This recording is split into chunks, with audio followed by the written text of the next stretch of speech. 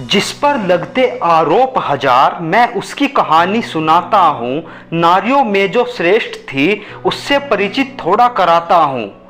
त्याग की प्रतिमूर्ति वो नारी बड़ी महान थी। धृतराष्ट्र को सत्ता सौंप दी, ऐसी वो नारी की जात थी। कौरवों और पांडवों में कभी उसने ना भेद किया। उसके पुत्रों से जिसने षड्यंत्र किया, उसे भी अपना ही पुत्र मानकर क्षमादान दिया। कुल वधू का जिसने अपमान किया, उस पर भी स्नेह लुटाया था। जहां से गांधारी की मनसा डोलती थी, वहां से कुंती का प्रेम आया था। पर बिना ब्याहे पुत्र का होना कर्ण के लिए कलंक बड़ा था। कर्ण से बिछड़ने पर दुख मेरा अपार था, पर लगाए जो मां सिया पर भी लांछन, उस समाज से मुझे बड़ा भय था। हाँ, गई थी मैं कर्ण के पास, कर्ण को मांगने ही गई थी, पर सोच लिया उसने विपरीत कि मैं जीवन दान मांगने गई थी। पर सोच लिया उसने विपरीत कि मैं जीवन दान मांगने गई थी।